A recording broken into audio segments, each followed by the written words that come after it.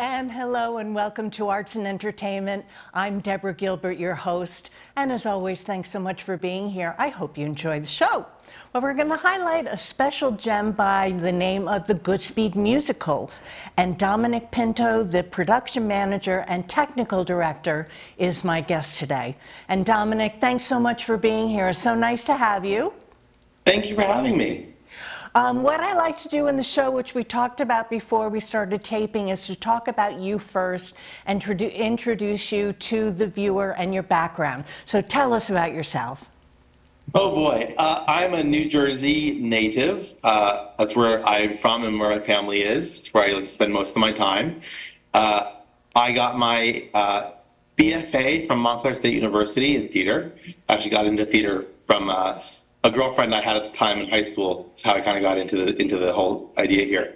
I graduated from Montclair State. I worked in a commercial scene shop for a little while. I was a draftsperson building TV studios. I did a couple big projects with them. I left that job and went to Montclair State again, where I was teaching stagecraft to musical theater majors. From there, I was there about a year, about one academic year. I then went to the Yale School of Drama and got my master's degree, my MFA in technical design and production at the Yale School of Drama. And from there, I was scooped up by Goodspeed. I hadn't even graduated yet. I started working here in April, and I graduated at the end of May. And I've been here ever since. Oh, okay. So we're at the beginning of 2024. So you're there not... I've been at Goodspeed for 2.5 seasons, almost 3 seasons. So I started here in April of 2022. Okay, great. Yeah, April of 2022. Yeah. How did you find the Goodspeed, or how did the Goodspeed find you? The Goodspeed found me. They were looking for a technical director. Their current TD at the time had put in his 2 weeks notice and was leaving he was moving on. And so they were desperate for a TD. I was able to connect with a professor from undergrad who I hadn't spoken to in several years. And she called me and said, "Hey, Goodspeed's looking for a TD. Do you want me to give them your name?" And I said, "I'm in school still, but sure." And not 20 minutes later, the production manager at the time here called me and we set up the interview, and I came up on campus because I was in New Haven and it was only about 40 minutes away. So it was lucky for me. Lucky for them too, I guess. You're mentioning TD for technical director, but of course yes. I have so many people on the show that would like to be in front of the camera or on stage. Did you ever think that you wanted to be a performer? Absolutely not. I'm not in front of the people, in front of a camera, in front of an audience type person. I actually don't enjoy microphones very much. The way I like to describe it is if I do my job well, no one knows who I am, for the most part, besides my name in the program. If an audience member knows who I am, typically it means I did something pretty wrong. So I like to stay in the background a bit. I'll manage things from behind the scenes. So in your training, how do you become a technical director, and what does that exactly mean?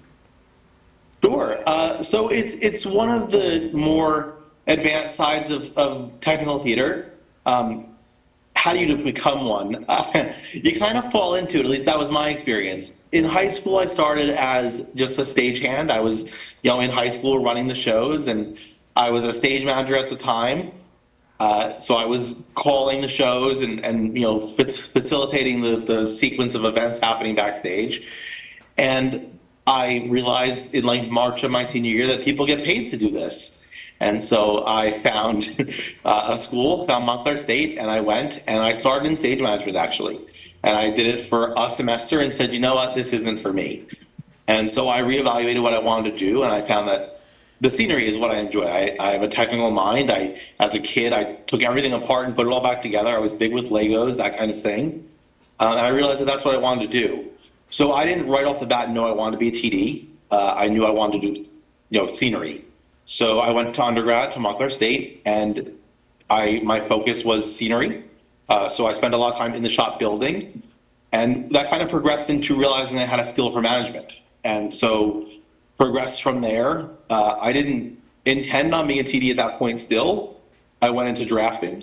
Drafting is more the engineering side, so it's sitting on a computer and doing 3D renderings, doing all the technical design parts of the job. And to be honest, I didn't know I was going to be a TD until probably my senior year of college. I had done a couple TD roles in college, just as like a student TD. I had a mentor above me who was actually doing the TD job. I was just kind of following along. And he said to me, you do really well in grad school. So I said, okay, let me look into it. I looked into it and I ended up there. At that point, I knew I was going to go for TD. I mean, the program is very concentrated. It's like a conservatory type program. There's only 8 students in the class each year, about 8 to 10 or so. And at that point, I figured TD was what I was going to do. To explain what a TD does, because it's a very complicated job in just 2 letters, it is the planning, engineering, management of labor and materials. It is setting deadlines, setting schedules, facilitating with designers, making sure that there's collaboration happening. So the best way to explain it is that the scenic designer designs what they want it to look like. That's about it. So they come to me and say, hey, here's a picture. It's a pretty picture of what I want it to be. My job is to take it from picture to real life. And whatever that takes to get it there, working in the resources and budget I have available to me. Now, if you're doing TD at Goodspeed and you were mentioning you're in another building, what is your day like? What are you doing there? Okay, so I have 2 roles. I'm the production manager and the technical director. So as the technical director, I am overseeing build and overseeing the construction of the scenery. When we get into the end of the show and the start of a new one, I'm responsible for loading it in, taking the old scenery out, putting the new scenery in, and making sure we're ready for the next production. As the PM, all the department heads are underneath me. So the paints department, the props department, the lighting department, the sound department, all come to me, and I'm the supervisor to make sure that all aspects of production are happening simultaneously and collaboratively. So I'm in charge of budgeting, I'm in charge of making sure that everything that they do is collaborative to get to a final product that we're all working towards a final goal. When people think about going to the Goodspeed, they're sitting in their seats, they're watching the production, but they don't realize that something's happening behind the scenes. Mm-hmm. Is all of your work happening back there? Is there space enough to be able to put all of your scenery back there? So I actually have 2 separate crews. I have one crew that's building scenery in the shop here while there's a show running. So I have a run crew and I have a carpentry crew. The run crew is the day-to-day operation of the show. So my carpentry crew is responsible for building the show and loading it into the space. Once we start tech, which is where we start rehearsing the scenery, rehearsing the show with scenery and actors, the carpentry staff is done. They're back in the shop and they're building the next show. We're constantly building. The staff on stage is the run crew. They're running the show.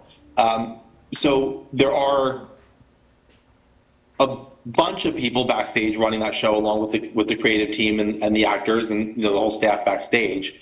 To answer your question about room, we make it work. The building is small. We know that it's a known quantity. And we know what we're getting into before we start. So the show is designed to fit in the space. All aspects of how it functions are talked about and nitpicked and figured out before it gets into the theater. Yes, there are some transitions or some sequences that we have to figure out in space in the moment, but for the most part, all that stuff is figured out before we get into the space. We have to make sure that the table fits through all the doorways, or that the scenery doesn't block the table from fitting through where the actors need to pass. Like, all that stuff is figured out ahead of time. Now, when you're mentioning production manager and technical director, can you do them together well? I mean, is that a normal combination for somebody such as yourself? Yes and no. It's a loaded question. Not often are the TD roles and the PM roles combined. It does happen in some places.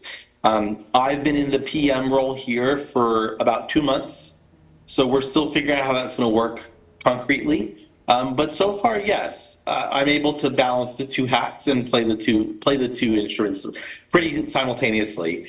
As a TD, a lot of my work is very closely related to the PM, so it's not a huge leap for me to do both jobs. And it's not something that's relatively unique to Goodspeed. There are other theaters that do this as well. It's just not as common. Now, you've mentioned a lot of education. And then I probably have a lot of people that are watching us saying, I'd like to do what he does. It sounds, really interesting. Do you recommend education as something that you need to be able to do what you're doing? Oh, I think it depends on what level you want to do it at. If you're looking, yes, education is important. There are, a PM is a project management position. I don't think you need a master's degree to do that. I think that it is helpful. I think that you learn a lot of management skills, with the degree, but I don't think it's necessary completely. As a TD, do you need a degree? No, but you need a lot of background knowledge. As the technical director, there is life safety in my hands. If a piece of scenery isn't built correctly and it collapses, I could seriously injure people. So there is a lot of that part of it that needs training. Now, does it need to be education in a school setting? No. There are books, there are documents, there are best standards, best practices that all accompany that. But if you're looking to do it at a level such as regional theater or Broadway or commercially, I would say yes. If you're looking for community theater, high school, you can probably scrape by without an education. Now, I understand that the Goodspeed is considered regional theater. Would you agree with me on that? Yes. Okay.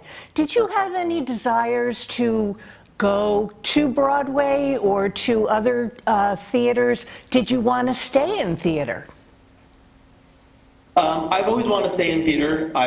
To me, I think that there's a lot of aspects to what I do that kind of go all over the place. There are no TDs really on Broadway.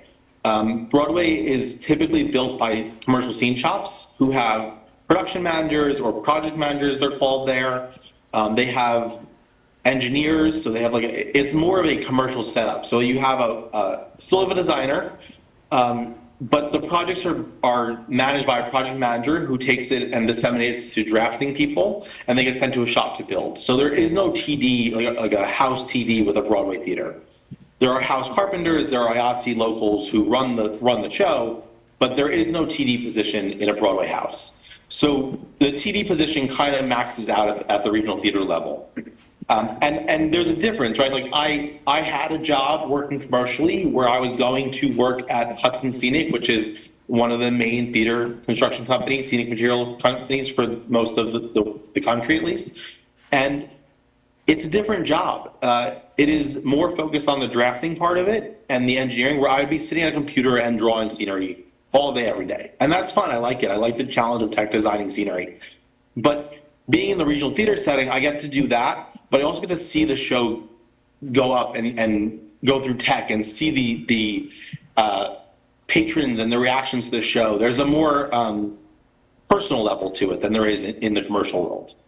Okay, let's hold that thought. I'm Deborah Gilbert. You are tuned in to Arts and Entertainment. We're going to take a break, and we'll be right back.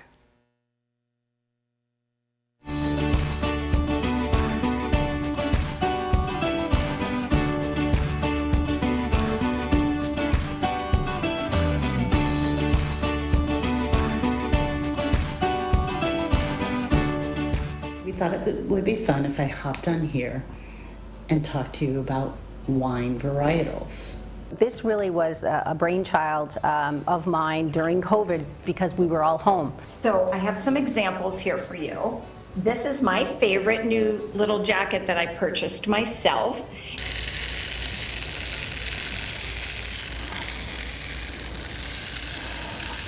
And generators and manifesting generators, again, are builders of the world.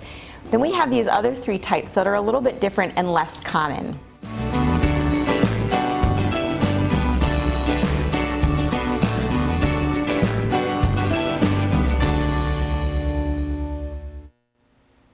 And And welcome back to Arts and Entertainment. I'm Deborah Gilbert, your host. And again, we continue talking about Goodspeed musicals, and Dominic Pinto continues to be my guest. And Dominic, what I was thinking about was the website, goodspeed.org. What would the viewer find when they visit it? Do you know? Yeah, so our website hosts a whole lot of things. It shows you what shows we're doing, the dates. It allows you to buy tickets. It shows you our full season. It also shows you who works here, what the structure of our company is, our mission. There's a whole host of information on that website. There's job listings if you want to come work for us. We have some job postings right now. There's also, if you really dig into our website, you'll find our costume rentals page where we have a separate business where we rent out costumes to other theaters or, TVs or movies. You'll also find our drop rental page. We rent out drops that we have painted here in our shop. One thing that's important to know about Goodspeed in general is that everything that we do in-house. Everything that you see on stage at the Goodspeed Opera House or Chester Theater is done here in East Haddam. We build it all here with our own staff. Probably somebody, again, one of our viewers is watching saying, I'd like to do what he does. How does somebody get hired to be able to do or work in your field there? Sure. So I think it depends on what level of employment you're looking for. If you're looking for something in my position as a TD or PM, I would say find it, either do it in school or do it in a summer stock setting. So there are theaters that run just over the summer. They're usually smaller or community theater. You kind of have to build up to a place like Goodspeed, but not for all positions. If you want to be a carpenter, if you have carpentry experience and you think you'd be a good fit, go on our website and find us. We have work with us tab where you can find what positions are open and you can come work with us, interview for a position. A lot of the positions are not always theater specific. We're looking for company management associates or, graphic designers or, marketing people to help with our marketing department. So you don't have to be a carpenter or a specific scenery person or theater person to get involved in the theater. I'm thinking about the Goodspeed, and I've been there many times to see many performances. What are your thoughts about the 2024 calendar? How does the calendar get created there? Is there a team that decides on what's going to perform there? Yeah, so we have an artistic director, Donalyn Hilton, and her along with the other artistic team.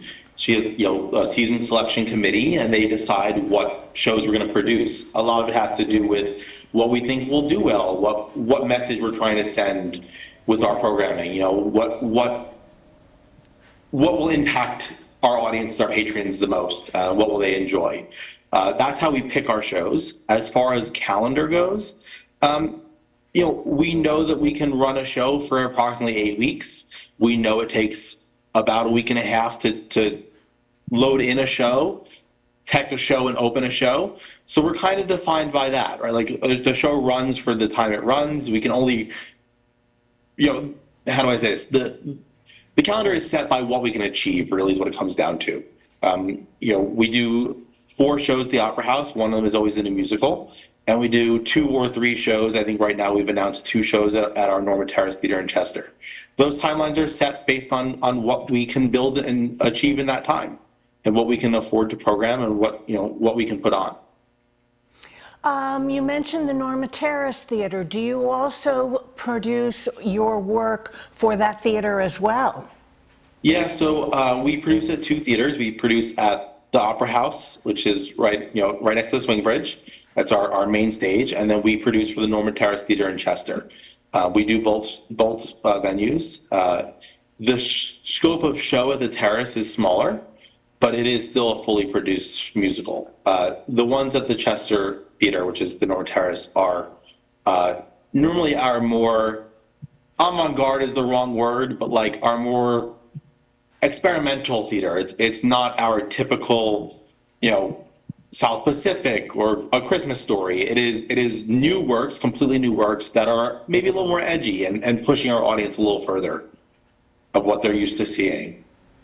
So let's say Donna Lynn Hilton decides on a show. How does it move from the thought process to you in your location, in your building to build it? What's the process to get there? More hands and more brains and more eyes than you would think. It's a huge process. Just the process of picking a title and getting it here could take a year or more or longer. Some of our shows, Goodspeed doesn't have just the 2 performance venues and that's it. We have those, but we have programs along with that. So you might be familiar with the Festival of New Musicals. The Festival of New Musicals, we bring artists in residence here and we foster an environment where we create new musicals. And we do a showcase at the end of the festival where all 3 shows get to put on a performance. It's usually a stage reading of sorts. And if they're received well and they do well, we invest more work into them and they might make it to Chester the following year or 2 years later. So these things are in development long before you'd expect. The process for getting a show from design to on stage is months. Donna Lynn decides, or the team decides what show we're going to do. We then contract our designers. We get a team together, a creative team together of who's going to be involved in this process. The Goodspeed staff stays the same, but the costume designer, the scenic designer, the director, the wig designer are all outside people who are brought in on a per show basis. And the actors the same way, brought on per show basis. So we find all those people, we get them together, and we start talking about what we want this show to be, what do we want it to look like, how we want it to, what message it needs to send, how we want to formulate that vision and portray that vision. So we get that, we get the design, we say, oh, we're over budget, we're under budget, we can make this better, we can scale this back, whatever it is. And then we go into a period of planning and drafting and building and all those, that whole aspect. While that's happening, the director and the acting team are rehearsing in our rehearsal hall, our rehearsal studio. And then it finally all comes together during tech, which is where we finally put the technical elements together with the acting team and the director. And then we open like a week later, the audience. What is now, you're in your office now. Office is the wrong word. What is your building like? When somebody is arriving to do work in your area that day, what do they see when they enter your building? So it's a shop. It's a warehouse space, essentially. It's quite large. We have a full metalworking shop. So we do MIG welding, we do steel and aluminum. That's how we do most of the structure for our scenery. Next to that, we have a CNC room. We just, from a wonderful donor, just give a little shout out. Dick and Mabel Seymour donated a CNC to us. A CNC is a very large machine. It's an expensive machine that allows us to be more efficient with how we construct scenery. That we just got beginning of January. So from viewers like you, donations are how we survive as a company, really. The shop is a warehouse space, like I said. We have a wood shop that's attached. The carpenters come in and they have tasks for the day. They are building or welding or running the CNC for 8 hours a day, 5 days a week. And by the end of 6 to 7, maybe 8 weeks, we have a full show built. When the show is ready to get up and running, you're saying you've got a week or so to be able to load in and set up. What's the time frame for moving from your space to setting up a production that's ready to open? Okay, so I'll run you through that week. Let's just assume the first show, so Mr. Edwin Drood is running. It's already built, it's loaded in. And we're going to transition into our next show, which is South Pacific. So Mr. Edwin Drood runs its final performance on a Sunday matinee. So the show typically ends around 4:30 p.m. because the show starts at 2. It's about a 2.5 hour show. As soon as the last audience member clears out of the auditorium, we swarm. We go in and we start tearing it out. We run, typically, we go Sunday night from 4:30 p.m. to 10 p.m.